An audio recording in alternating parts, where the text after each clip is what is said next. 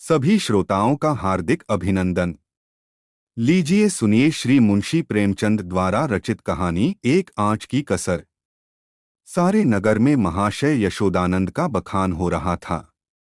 नगर ही में नहीं, समस्त प्रांत में उनकी कीर्ति की जाती थी। समाचार पत्रों में टिप्पणियां हो रही थीं। मित्रों से प्रशंसापूर्ण पत्रों का तांता लगा हुआ था। समाज सेवा इसको कहते हैं। उन्नत विचार के लोग ऐसा ही करते हैं।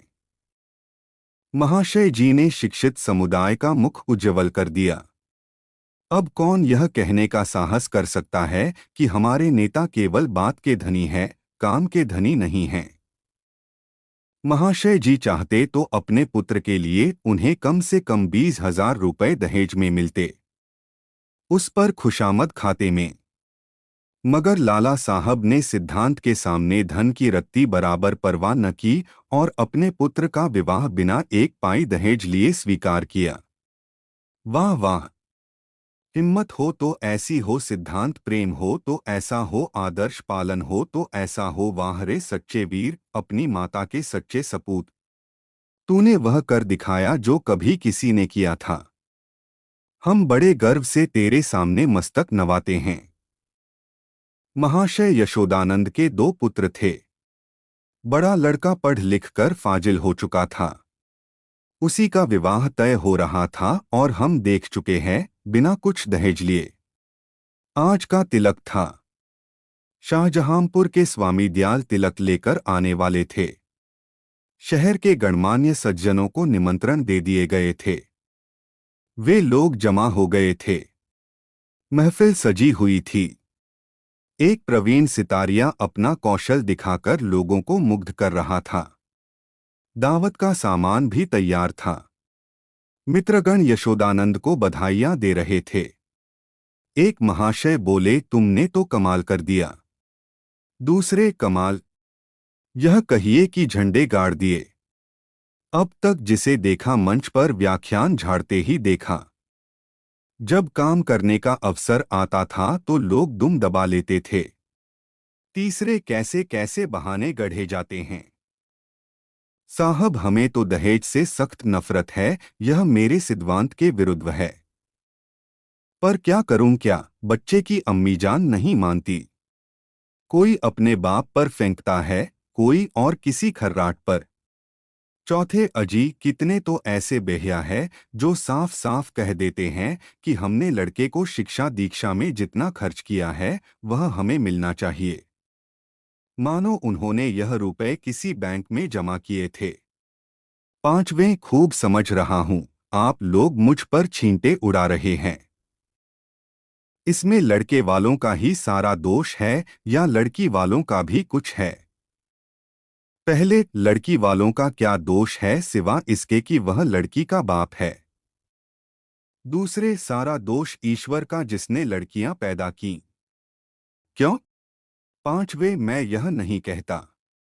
न सारा दोष लड़की वालों का है, न सारा दोष लड़के वालों का, दोनों ही दोषी हैं। अगर लड़की वाला कुछ न दे तो उसे यह शिकायत करने का कोई अधिकार नहीं है कि डाला क्यों नहीं लाए, सुंदर जोड़े क्यों नहीं लाए, बाजे गाजे पर धूमधाम के साथ क्यों नहीं आए। बताइए। चौथे, हाँ, आपका यह प्रश्न गौर करने लायक है। मेरी समझ में तो ऐसी दशा में लड़के के पिता से यह शिकायत न होनी चाहिए। पांचवें, तो यूं कहिए कि दहेज की प्रथा के साथ ही डाला, गहने और जोड़ों की प्रथा भी त्याज्य है। केवल दहेज को मिटाने का प्रयत्न करना व्यर्थ है।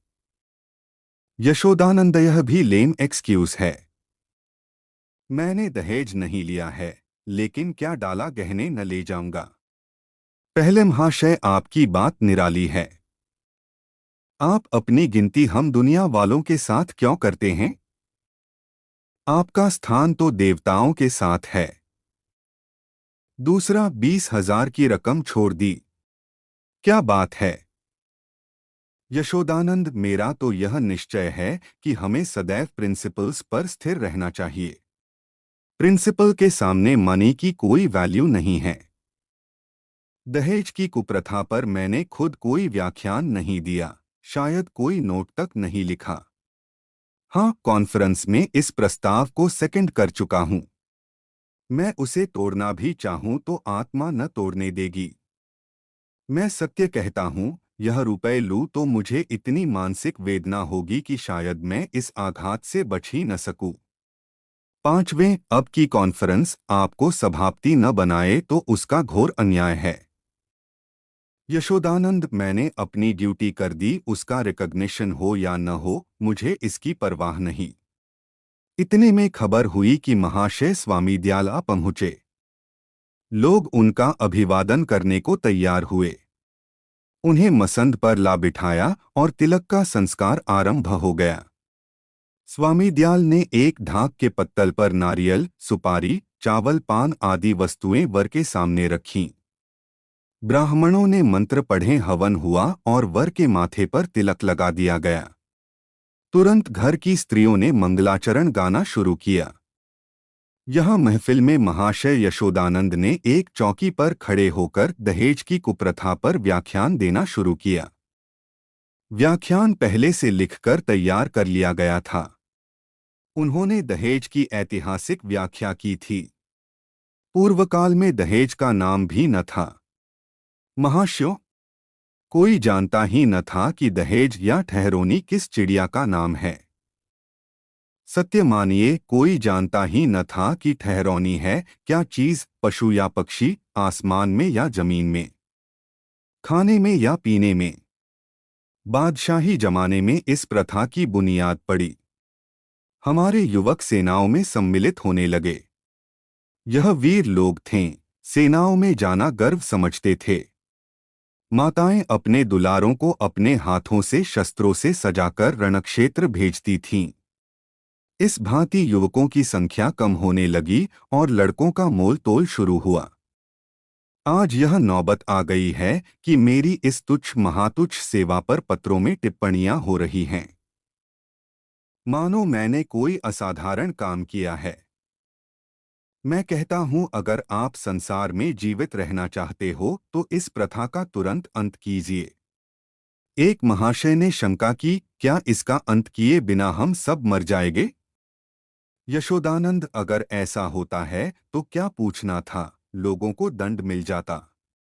और वास्तव में ऐसा होना चाहिए।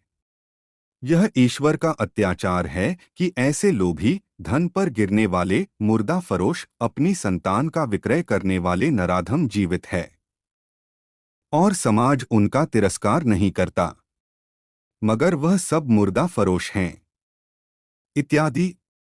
व्याख्यान बहुत लंबा और हास्य से भरा हुआ था। लोगों ने खूब वाह वाह की। अपना वक्तव्य समाप्त करने के बाद उन्होंने अपने छोटे लड़के परमानंद को, जिसकी अवस्था 7 वर्ष की थी, मंच पर खड़ा किया।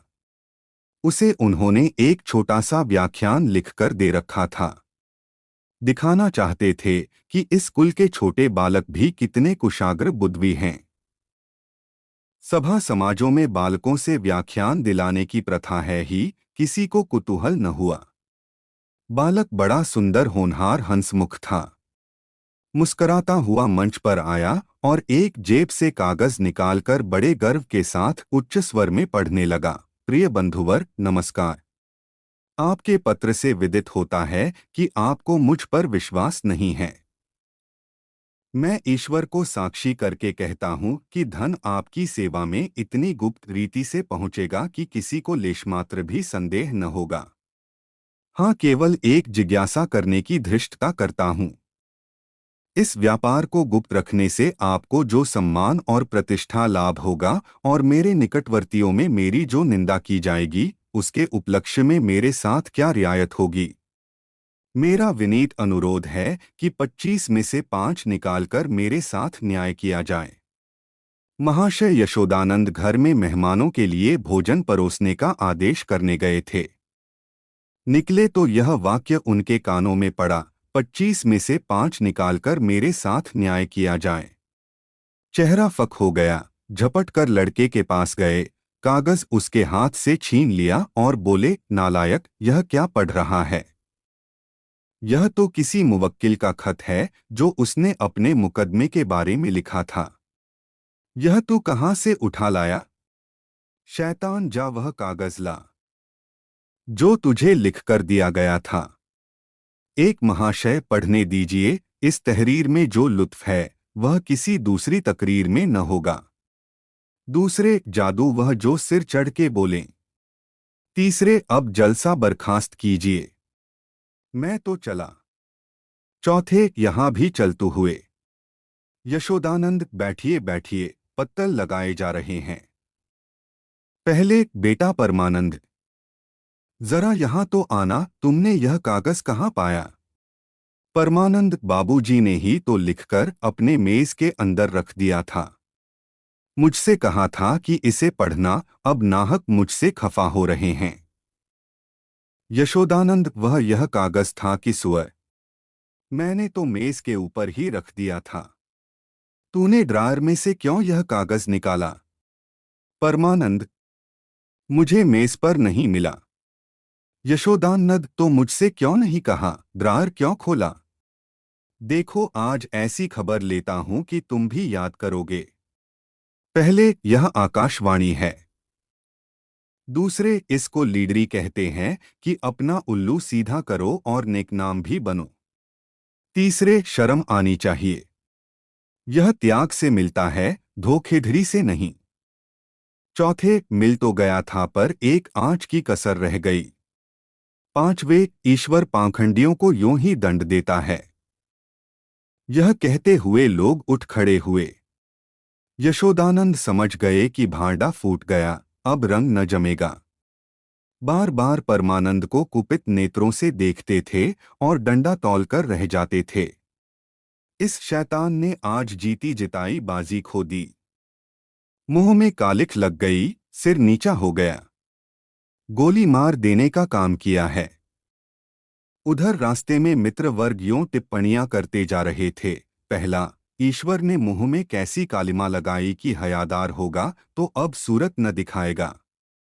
दूसरा, ऐसे ऐसे धनी मानी विद्वान लोग ऐसे पतित हो सकते हैं। मुझे यही आश्चर्य है। लेना है तो खुले खजाने लो, कौन तुम्हारा हाथ पकड़ता है? यह क्या कि माल चुपके चुपके उड़ाओ और यश भी कमाओ। तीसरा, मक्कार का मुंह काला। चौथा, यशोदानंद पर दया आ रही है। बेचारे ने इतनी धूर्तता की, उस पर भी कलई खुल ही गई। बस एक आंच की कसर रह गई।